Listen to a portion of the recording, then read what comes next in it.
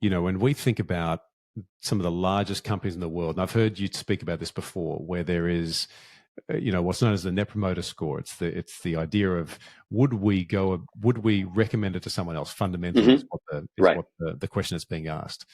But there is a consistency in the experience, which I think often gives comfort to people as they return back to it. And pick any one of the large brands. We think about that in the Australian context as Bunnings. Home Depot is the equivalent in the US. It's not something that might wow you when you walk in, but there is a certain level of comfort and expectation that you can go there to get just about anything you need to do whatever the job is that you've got at hand, and you'll be able to get the thing you need. And so there's something quite nice about that, and rarely will they let you down in that kind of experience. Yeah.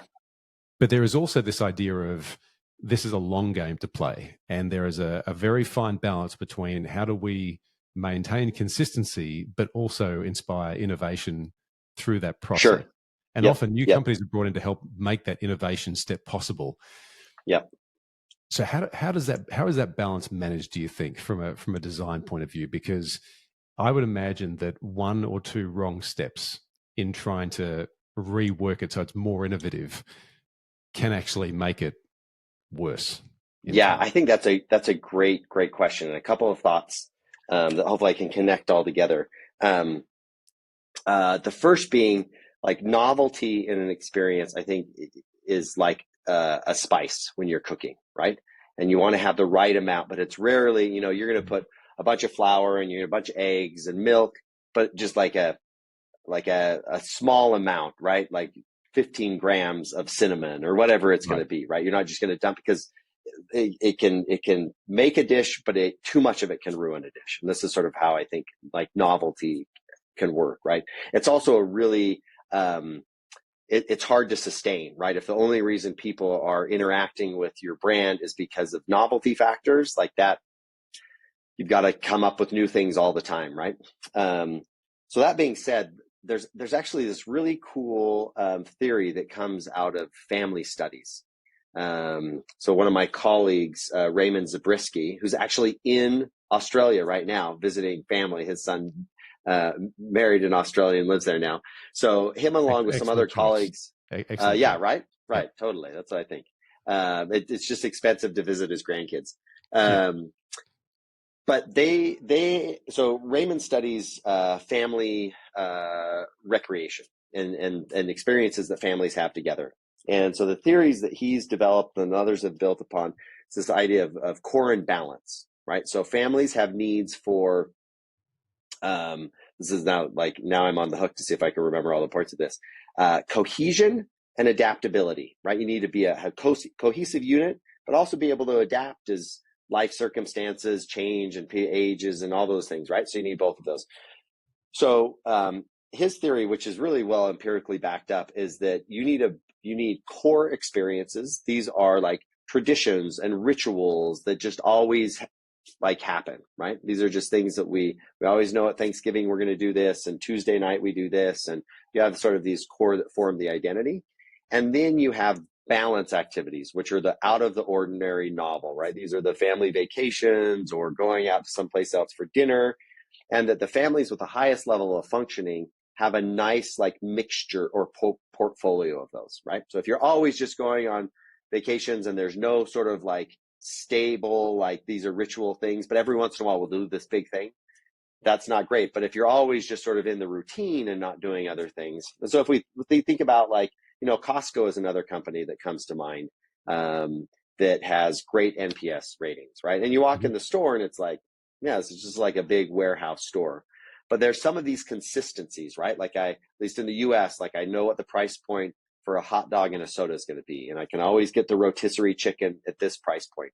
And Costco's pretty open and transparent, saying we don't make any money off of these, but we're going to hold the line on the price for a rotisserie chicken because people just expect that, right? But at the same time, and because they have a relatively small inventory, that there's going to be this curated selection of new stuff, right? And it's I always know there's going to be these things here, but there's going to be this cycle of new stuff. So there's just enough of I trust the brand and there's consistency, right? Apple's the same way. The high NPS scores, I trust the brand, I know they're all going to have this design aesthetic. Things are going to be intuitive, but yet there's going to be system updates, right? And there's going to be new changes. And if you're really into Apple products and you're really excited when the developer conference and they're announcing this and this, there's going to have that consistency. And one thing that I think would help more brands with this is if just how, like, I think all brands have a style guide, right? This is our colorways, these are our typeface, et cetera, et cetera. I think more brands need to have a brand experience guide to articulate, regardless of channel, regardless of internal, external, here's the things that are always going to be part of experiences that we provide. And then we can sprinkle in novelty, but here's our core offerings. So people just know, like, oh, when brand X does this, it will feel like this. I remember hearing you on Ryan Hawk's podcast, and you talked about the restroom experience, where there is, and I've forgotten the name of the brand, but it became known for its restrooms, and these are very Buc-ee's. Buc-ee's is one. There's a couple, but Buc-ee's is often pointed out as doing this really, really well. Right, and so the idea of selecting a touch point and then really over rotating on marketing messages and positioning, so that the basics are done well, but people wouldn't expect in the consideration set of where you're going to go and fill up your car with gas, that you would all of a sudden start to think, actually, I think I should do Buc-ee's this time. And it sort of starts to, I'm going to drive 2 miles further so I can go here, because I know they have clean bathrooms. Right.